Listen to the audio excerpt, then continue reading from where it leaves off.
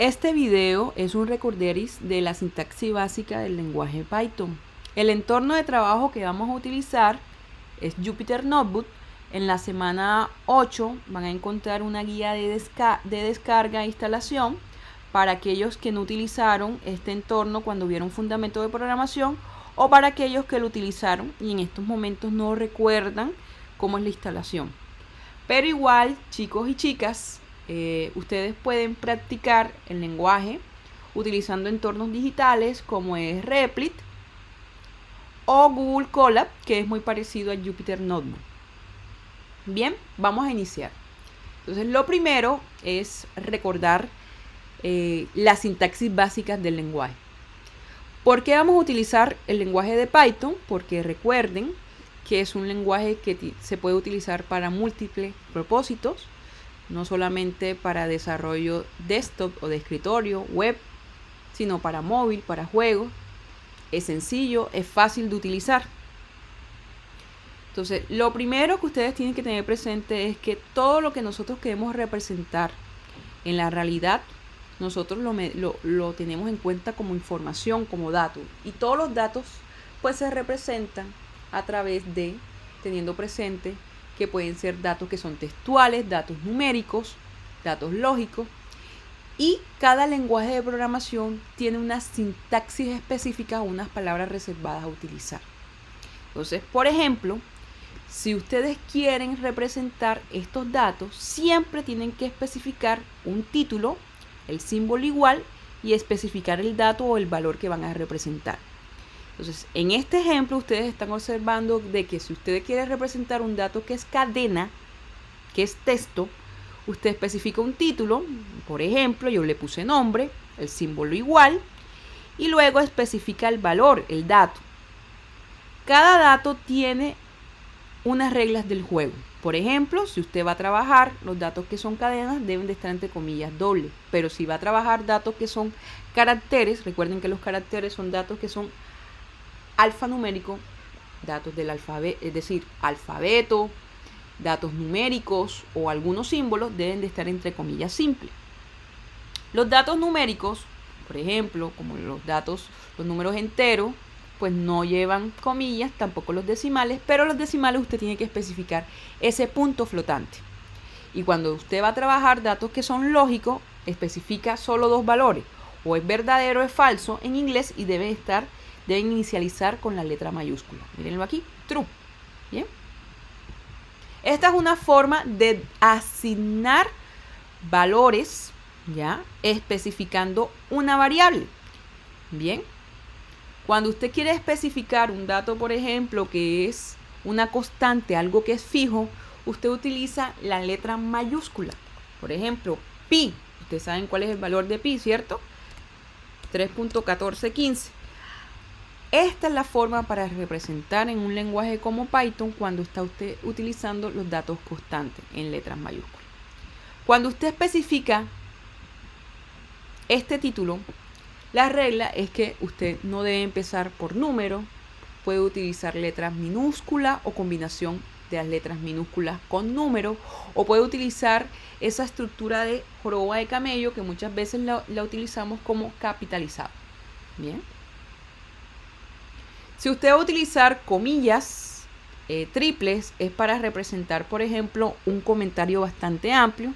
Si va a utilizar el símbolo numeral dentro del programa, pues se consideran como comentarios simples. Cuando usted quiere imprimir un dato, pues simplemente utiliza la función print en Python y debe utilizarla con los paréntesis. Si se fijan en este ejemplo que les estoy mostrando, miren que me está mostrando un error. ¿Por qué? Me están diciendo que el nombre no está definido. ¿Qué nombre es este? Claro, para eso usted tiene que especificar tal cual dentro de la celda las variables que va a utilizar y cómo lo va a imprimir para que se pueda mostrar esa información. Bien, como en este ejercicio, si usted simplemente hace esto, escribe, es decir, las variables que va a utilizar, pero no utiliza la función print, pues no se va a mostrar nada. Bien. Cuando usted quiere imprimir, usted puede imprimir esas variables, pues puede imprimirlas por sí solas, o puede utilizar una impresión en donde imprima todas las variables a utilizar separadas por coma, o puede especificar un texto, lo que usted quiera colocar, ¿cierto? Entre comillas dobles, porque se supone que los textos son cadenas, y los separa por coma, es decir, texto y variable. Y de esta forma, pues, si observan aquí la impresión, pues queda visualmente más agradable.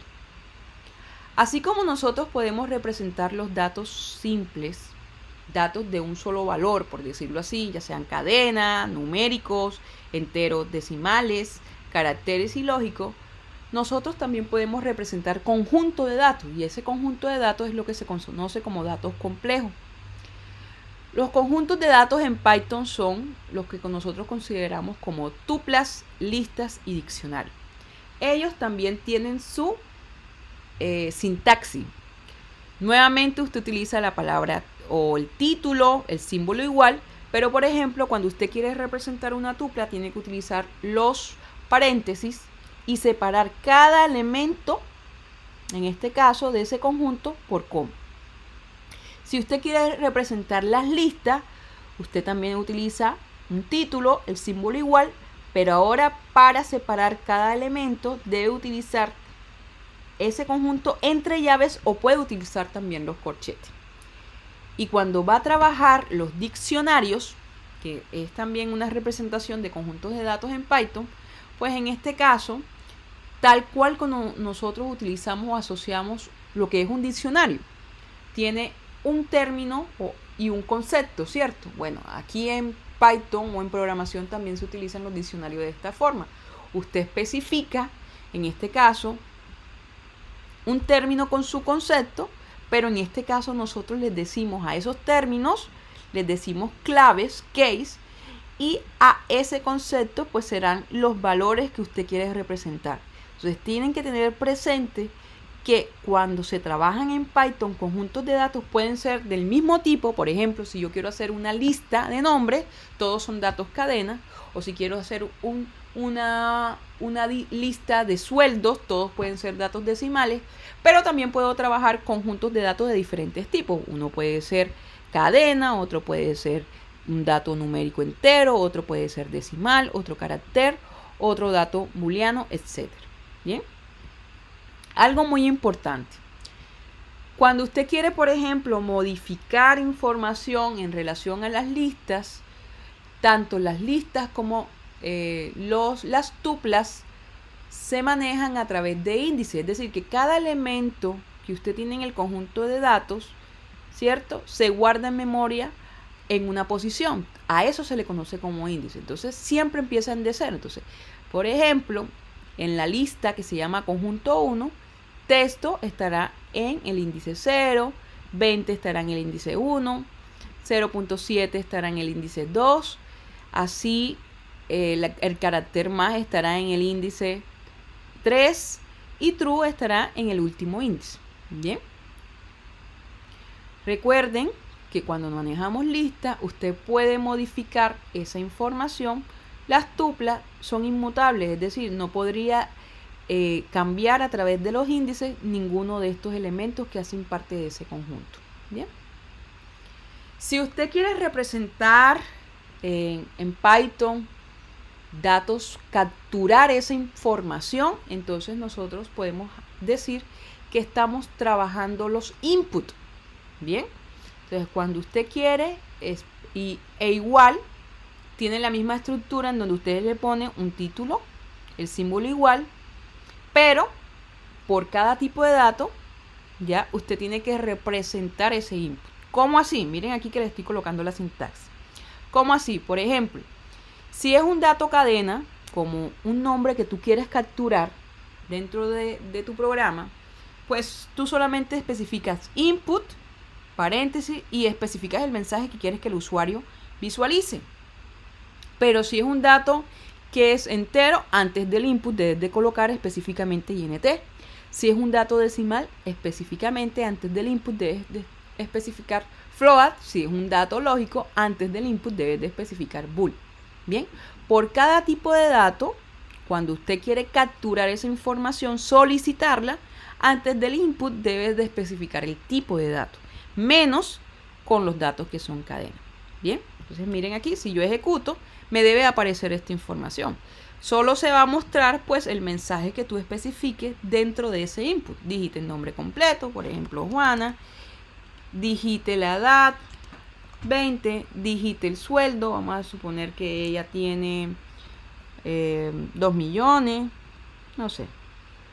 Un dato lógico, recuerden, tal cual tienen que especificar tal cual los datos para que no les vaya a aparecer la información errónea. Entonces miren aquí que se muestra en la impresión. Bien. Juana, texto lo que sea, 20, ¿cierto? Pero miren que aquí estoy utilizando una secuencia de escape que son los saltos de línea. Entonces, cuando usted utiliza las secuencias de escape, son diferentes, hay de diferentes estructuras. Usted utiliza las comillas simples y este slash, que parece que fuera, en este caso, un slash para división, pues miren que es invertido. ¿Bien? Y lo que hace en este caso esta secuencia de escape es hacer un salto de línea. Y hay diferentes tipos de secuencias de escape. Más adelante les voy a mostrar. Bien. Entonces, siendo específico, en Python pueden utilizar cualquier tipo de operadores. Están los operadores aritméticos o matemáticos más comunes: la suma, la resta, la multiplicación, la división de entero, el módulo, que es el residuo de esa división, ¿cierto? Pero cuando ustedes utilizan, por ejemplo, operaciones más complejas, deben de especificarlo en el programa. Por ejemplo, si yo quiero utilizar la raíz cuadrada, no sé, de 200, miren aquí, esta parte del código, yo digo que desde la librería de matemáticas se importe ese operador, en este caso la raíz cuadrada. Bien, y de esta forma es que se pueda mostrar esa información. Bien. Lo que le decía, por ejemplo, de las secuencias de escapes es que son varias. Recuerden que tienen que estar entre comillas simples. El slash n, fíjense que permite salto de línea, pero también ustedes tienen el slash t, que es el tabulador, que si van a utilizar las comillas deben de especificarlas porque como tal el programa no lee estas. Bien. Lo que son las comillas simples, las dobles, el doble slash, no lo leen, tienen que especificarlas si van a hacer uso de estas dentro del programa. Así como los operadores matemáticos, también existen los operadores relacionales, el menor que el, mayor que el, menor igual, el mayor igual, la igualdad, la diferencia, o los operadores lógicos AND, OR, que representan y o. Y esos lo pueden utilizar para especificar ejemplos como las tablas de verdad que estuvimos dando en la primera semana para verificar la conjunción, la disyunción, etc. ¿Bien? En Python existen diferentes estructuras. Es decir, yo les puedo decir a ustedes en estos momentos: desarrolle un programa que solicite los nombres básicos o los datos básicos, perdón, de una persona, y usted especifica el nombre, el apellido, la edad. Y esta estructura, como la estamos haciendo uno tras otro, así sea usted lo asigna o lo solicita al usuario, esa estructura le llamamos secuencial. Pero muchas veces en la vida real, siempre para desarrollar algo, usted depende de una decisión, de una condición. ¿Ya? Para tomar una decisión, entonces en Python se utilizan las estructuras que son las selectivas. Hay tres tipos. Está la estructura simple, está la estructura doble y está la estructura múltiple. Esa estructura selectiva se conoce, por ejemplo, cuando usted utiliza if, especifica una condición y hace una acción. En este caso, se le dice el programa: suponga un programa que solicite la edad de una persona y si ésta es mayor de 18 años, le permite prestar un libro en la biblioteca. En este caso, estamos solicitando la edad de una persona, pero le está diciendo el programa que si es mayor de 18, pues le va a permitir esa acción. ¿Cuál? Prestar un libro. Entonces la condición es que sea mayor de 18. Entonces cada vez que vamos a utilizar estas estructuras que dependen de una condición, nosotros siempre tenemos que verificar si usa una estructura simple como esta, si es doble, es decir, si maneja también una palabra reservada que permita seguir fortaleciendo esta condicional como else, o si es múltiple, que tenga muchas condiciones. Entonces miren aquí que la acción en este caso es un mensaje, pero puede ser una operación matemática también. La doble, como les decía, miren aquí en la estructura, si yo tengo que si esa condición es verdadera es una acción, si no, desarrollará otra acción. Bien, miren que después de la condición, las condiciones son expresiones matemáticas. ¿Cómo así? Es decir, que dependen de operadores relacionales, ¿cierto? O operaciones matemáticas o operadores lógicos. Y siempre que ustedes utilicen una condición, deben utilizar los dos puntos, ¿ya? Porque esas son las reglas del juego del lenguaje. Y cuando son las múltiples, miren aquí, es porque tienen más de una condición, ¿ya? El mismo ejemplo, que si la persona es mayor a 18, le prestan un libro, si no, si es menor a 15 años, solo tiene acceso a libros infantiles, si no, pues por su edad puede tener acceso a libros infantiles y de fantasía. Bien. Así como usted está observando que yo estoy haciendo la estructura múltiple de esta forma. Si cumple la condición, haga esta acción. Si no, si esa cumple esta condición, haga esta acción. Si no, esta acción. Usted puede utilizar de igual forma el elif. Elif, digamos que es la combinación de la palabra else e if. ¿Ya? Listo. Otro tipo de estructuras que usted puede manejar en Python son las iterativas, las repetitivas.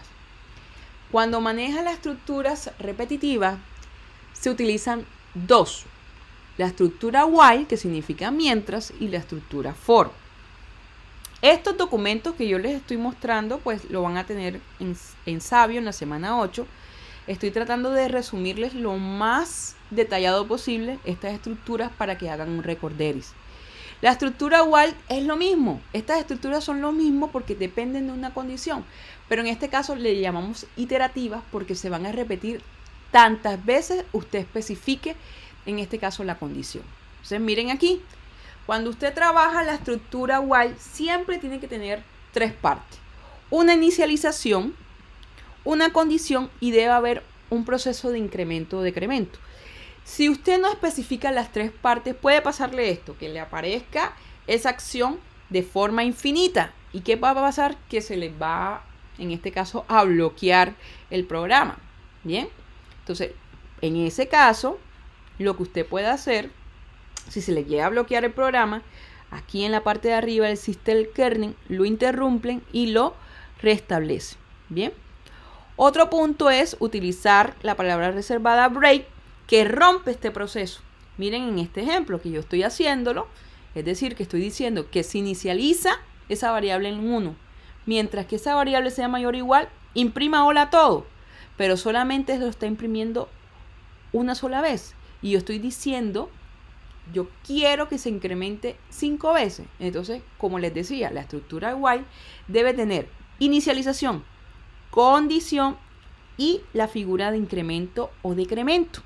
Incremento, porque en este caso, pues va a incrementar en un valor, pero también usted podría tener decremento, que sería algo así como esto. Contador menos igual 1, que es lo contrario. Decrementará en una cantidad fija. Bien. Muchas veces, no solamente cuando trabajan estructuras repetitivas, recuerden que también están los conceptos de contadores y acumuladores. Son variables, son simplemente variables. El contador aquí ustedes lo pudieron visualizar, ¿ya?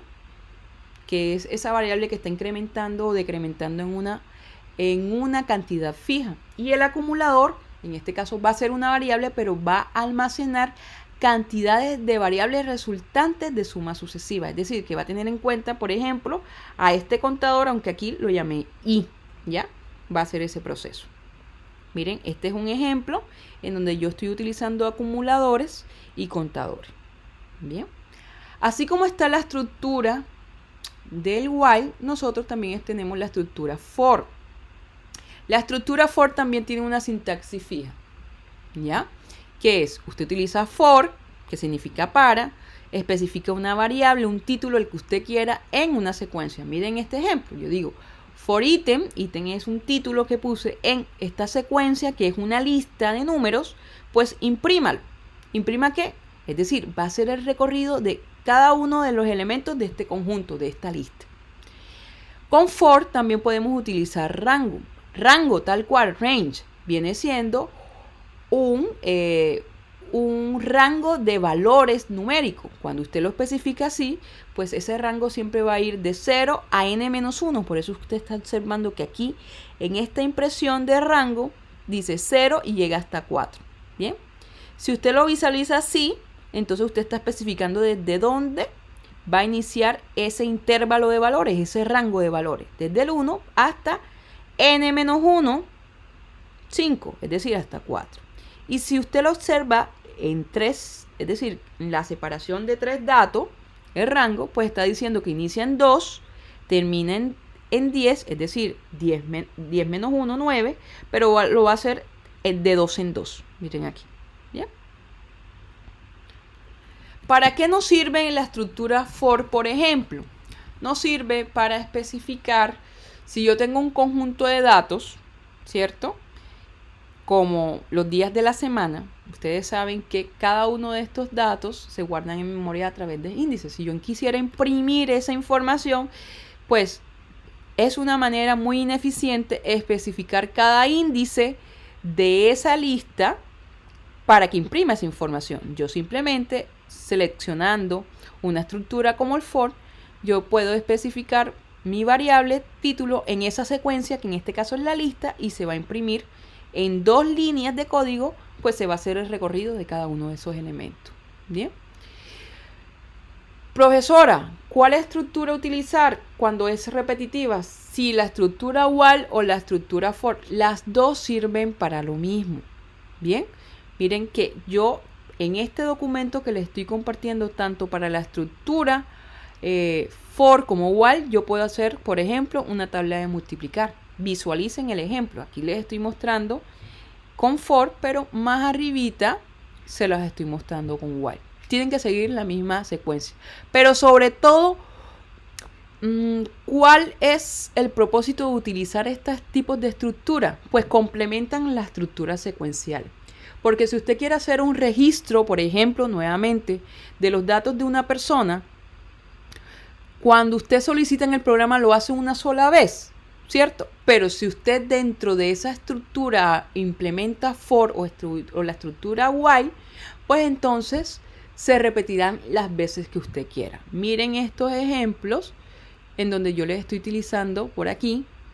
Quiero verificar, quiero que el usuario ingrese, yo le estoy diciendo cuántos números quieres verificar, 2.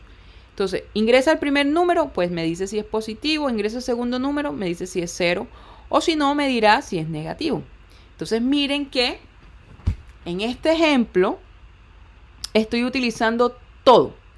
Estructuras secuenciales para verificar que cuando ingresa un número a la persona, si es mayor que 0 es positivo, si no es porque es 0, si no es negativo. Pero estoy especificando cuántas veces quiere verificar este proceso, 2, 10, 20, todas las veces que yo quisiera. Lo estoy haciendo con la estructura for. Algo diferente que ustedes están visualizando, esto. Esta estructura está dentro de una función. Cuando usted tiene un problema en Python, digamos que usted puede dividir el problema en subproblemas. Y para eso usted utiliza lo que son las funciones. Las funciones se especifican de esta forma. Usted pone la palabra def, especifica un título, los paréntesis, 2 puntos.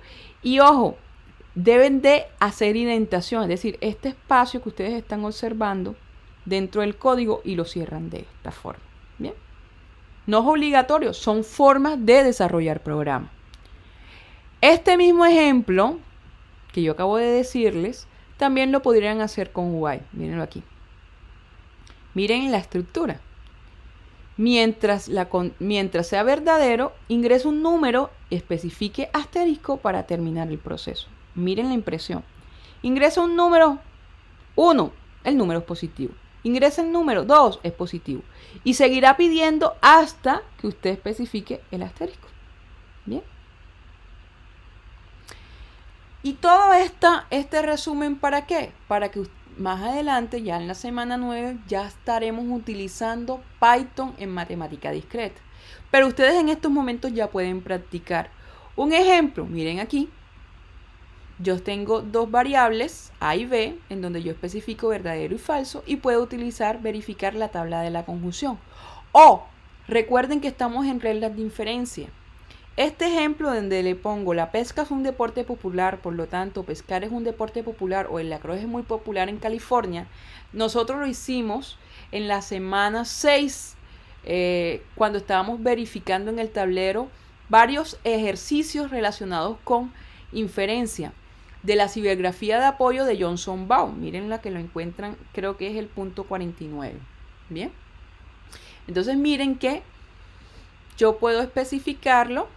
Es mi regla de inferencia, la regla específicamente de la adición, y miren cómo la puedo implementar en Python. Es decir, que desde ya ustedes pueden practicar lo que hasta el momento hemos visto en Python.